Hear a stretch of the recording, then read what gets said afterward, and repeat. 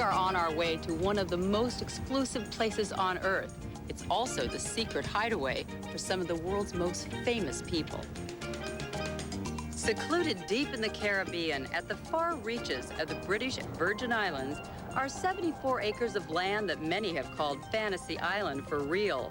You won't find it on most maps because it's the personal property of one of the wealthiest men in the world, Richard Branson, owner of high-profile companies like Virgin Atlantic Airways and Virgin Megastores. You can only get here by boat or helicopter, and only if you're expected. A high school dropout at the age of 17, Richard Branson was a millionaire by 23. Today, at 47, Richard has created a lifestyle that is billionaire casual. He invited us to join him, his wife Joan, and their 2 children during a family holiday. What would possess a person to go out and buy an island? I'm told that it was to impress a girl. Is that true? I think you might have been told correctly. I mean, I fell in love with this beautiful lady when I was about 26 and pretended I wanted to buy an island and came down to the Virgin Islands, and we went looking for an island. Island shopping. Island shopping. And coincidentally found this beautiful little gem. And coincidentally, it worked. She is today your wife, is she not? Not only is she my wife, but she actually got married on this island. Necker is about the size of 3 shopping malls. When Richard bought it in 1984, it was nothing but scrub brush. So he spent $20 million bringing everything, and I mean everything, to this island. White sand for 3 beaches, fresh water, stone from rural England, and wood from Brazil. Necessities to carve a diamond out of the rough and create his version of paradise. And so, for instance, the main house, we took the top of the hill off and then tried to replace the top of the hill with the house, so that from a distance you'd hardly know that there was a house there at all. The main house is 16,200 square feet and features a 2-story high living room with a 360-degree view of the ocean. Adjoining it is a completely separate wing where you'll find the master bedroom and 10 guest suites. Just felt that this particular spot with the sea all around you and the spectacular reefs, and couldn't have been a more beautiful place to create something like this. You had to have an idea of what you wanted to build here. What was your vision? I love Bali in Indonesia, and so tried to create our own little Bali here in the Caribbean. To do that, Richard bought 2 houses and transported them halfway around the world. Literally, you brought Balinese over. They took it apart there and brought it over in pieces. They took it apart there, and 6 of them came here for about 6 months and constructed it here. You know, would create something which had all the beauty of Bali, but also with the tranquility and peace of how Bali used to be. We have a maximum accommodation here for 24 guests. We have over 30 staff, so we have lots of pairs of hands that are just there to look after the guests' creature comforts, and any special requests they have are looked after.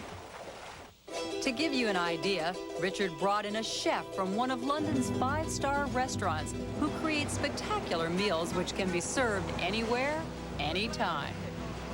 And in the midst of all of this, do you do business here? Well, I've got 2 young children. I've got a 10-year-old and a 13-year-old, and I like to spend slightly more time on holiday with them than perhaps most fathers spend with their children. But because I've got quite a big business to run, but I try to get my business over and done with before they've woken up, and then enjoy the day with them. In life, you've got to play hard as well as work hard, and to get the balance right. Case in point. 3. We're having a little regatta. 1, start! I can't guarantee that you'll survive the whole trip without getting a little bit wet. This wasn't a race. It was a cross between a wrestling match and a demolition derby. I hear you're just a little bit competitive. Would that be a fair assessment? Me? Competitive?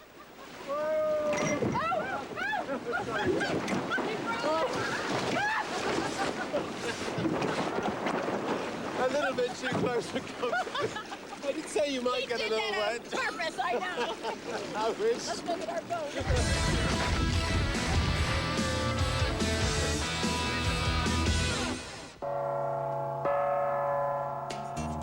it seems a pity to waste something as special as this, and I can only spend maybe a couple of months, if I'm lucky, a year here. And so for the other 10 months, we invite other people to come.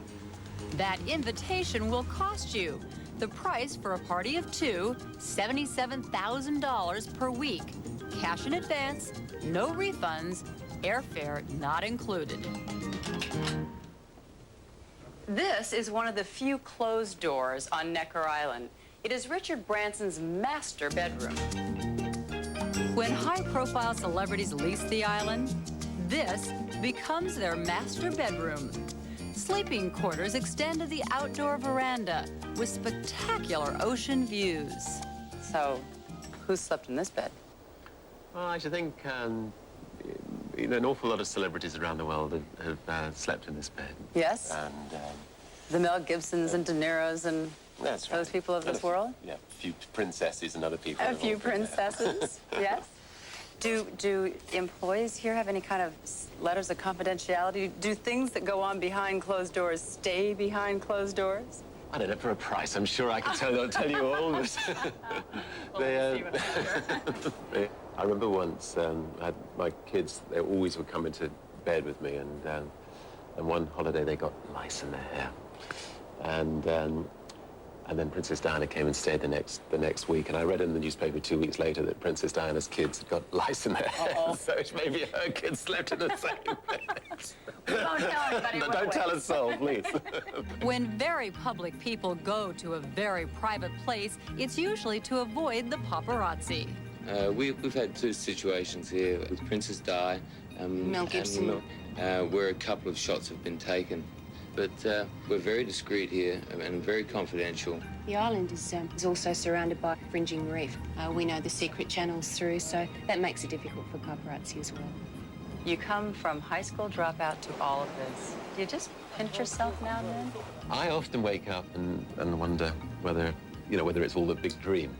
And I suspect one day I will wake up and realize it was all a great dream. But anyway, it was a bloody good dream. But a darn good one, right? A bloody good one.